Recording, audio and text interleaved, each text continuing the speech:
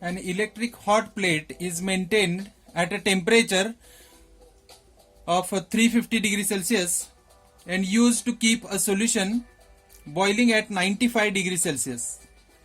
The solution is contained in a cast iron vessel of wall thickness 25 mm. That means here it is the wall thickness, a container of wall thickness 25 mm, and by means of electric heater the heat will be provided to the solution inside this cast iron vessel, which is enameled inside to a thickness of 0.8 mm. Means what? Inside of this there is a thin layer of enamel having the thickness 0.8 mm. Right? The heat transfer coefficient for boiling solution is of 5.5 kilowatt per meter square Kelvin, and thermal conductivity of cast iron and enamel are 50 and 1.05 watt per meter Kelvin respectively. Calculate overall heat transfer coefficient and heat transfer per unit area. Now in this example, if I want to convert this example as in terms of slab, I will convert in this way. Here it is the cast iron having thickness 25 mm. Let's say it as LC. C denotes for cast iron. So cast iron followed by a enamel layer having the thickness 0.8 mm, and above of that there is a water solution. So I have taken this much portion only. Now they have mentioned that the electric hot plate is at 350 degrees Celsius. So below of that cast iron there is a electric plate which is at 350 degrees Celsius temperature, and water is at 95 degrees Celsius temperature.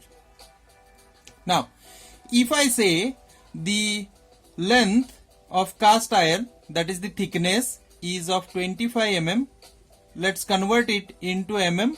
It will be 0.025 meter, right?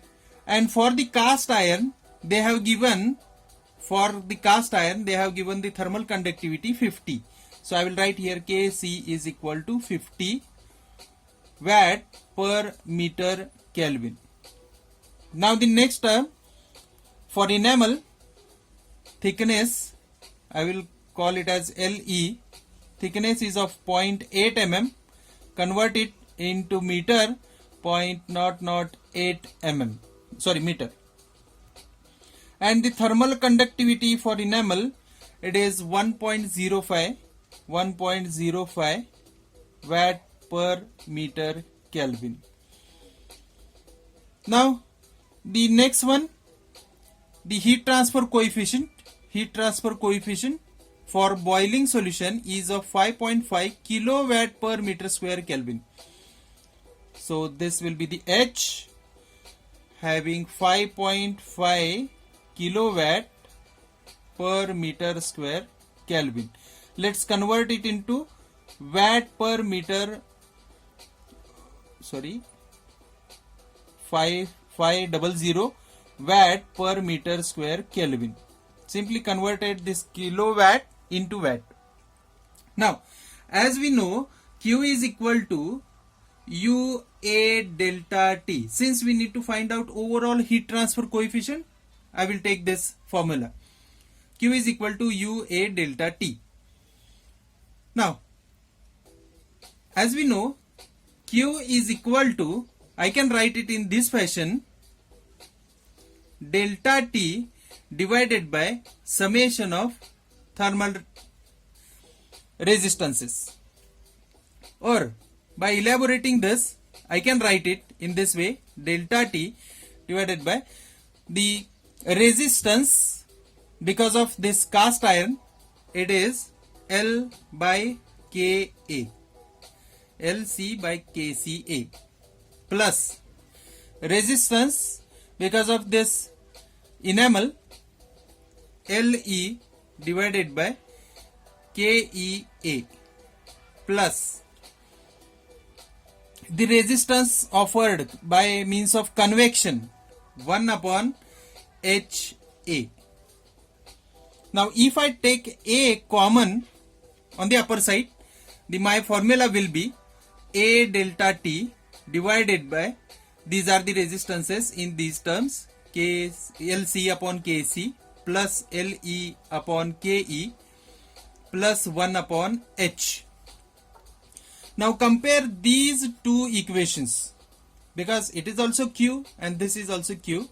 So I can write, or I can eliminate, these are the two common terms in the numerator which I can eliminate, and I can write here by observing these two equations. I can write U, which is overall heat transfer coefficient, is equal to 1 upon LC divided by KC plus LE divided by KE plus 1 upon H. You know the value of LC, KC, LE, KE and H. By putting these values and solving this, you will get the answer, which is equal to 692.5 watt per meter square Kelvin. You need to do the calculation work over here. I will only simply explain what the example is, how it can be solved. Now, after finding this, what I need to do, I need to find the heat transfer per unit area. So I will use this formula only. So it is Q is equal to UA delta T, and hence they have given heat transfer per unit area. I have to shift this A to the left hand side, A to the left hand side. Now you are having the value of U, this value, and the delta T means the difference between these two values, right? So I can write it in this way, 692.5 into 350 minus 95. So your answer will be 176,587.5. Now tell me the unit. Since I have taken Q upon A, the unit will be watt per meter square. Remember this. Or you can write it in this way, 176.5875 kilowatt per meter square. Right? Okay. Come to the next example. A maximum operating temperature of kitchen oven is set at 310 degrees Celsius. Due to seasonal variation, the kitchen temperature may vary from 12 to 32 degrees Celsius. If the average heat transfer coefficient between the outside oven surface and the kitchen temperature air is 12 watt per meter square degree Celsius, determine thickness of fiberglass insulation to ensure that the outside surface temperature of oven does not exceed 45 degree, right? And thermal resistance of metal wall is negligible. Then I will show you what they are trying to tell you.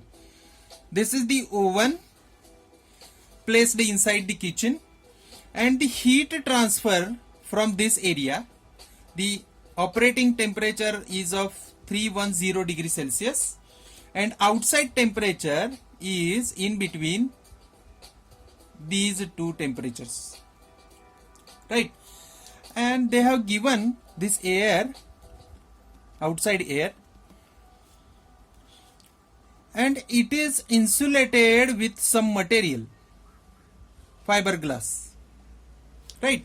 Fiberglass. It is insulated with the fiberglass, and now they have given the thermal conductivity of that K for fiberglass is equal to 0.036 watt per meter degree Celsius, and the convection here from this fiberglass to the kitchen air, there is a heat transfer by means of convection, which I will denote here H, which is 12 watt per meter square degree Celsius, right? So up to this, now if I want to convert this into a slab diagram, I will convert this into three phases. This one is the oven outer surface or the oven metal, right? Second one is the fiberglass, and fourth one is the surrounding air, and heat will transfer in this way. So the inside temperature is of 310 and outside temperature is between the 12 and 32 degrees Celsius, right? So inside of this, what we need to find out, initially look into that, determine thickness of fiberglass. We need to find this thickness T, or I can say it as LF. So for this, what we have to do, let's take, since they have given thermal resistance of metal wall is negligible, this is negligible. Now these are the two sections, out of which I will take the first section, and for the first section I can write Q is equal to the temperature differences. I don't know this temperature in between, right? But they told you that outer surface temperature of oven does not exceed 45 degree. That means here I can consider 310 at the interface or outer surface of the oven is of 45 degrees Celsius, and this is at 12 to 32 degrees Celsius, right? So if I write this equation, I have to write T1 minus T2 divided by L upon K for the first. Now for the second, I will write Q is equal to T2 minus T3 divided by K. 1 upon H. Why I have taken 1 upon H?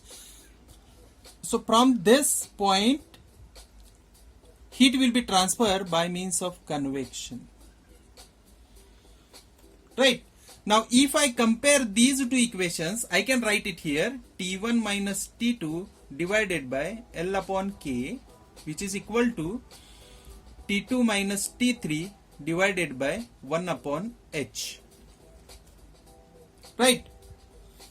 So I have to find LF. So by rearranging these terms, I can write in this way, T1 minus T2 divided by T2 minus T3 is equal to L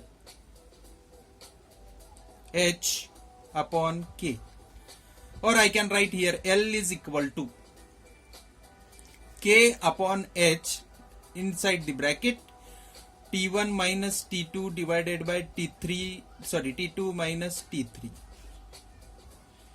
By this way I can find out the L, right? Now take the values of this one is equal to K, which is 0.036, H, which is 12, inside of that bracket 310 is the temperature T1 minus T2 is of 45 degree, T2 again 45 degree, minus I will take the extreme temperature 32. This is the important factor. Here you need to consider 32 extreme temperature, right? By this way you will get the L which is equal to 0.06115 meter, or you can say it as 61.15 millimeter. Right? Hope you understand this. Please try to practice all these examples so that you will get comfortable with the examples.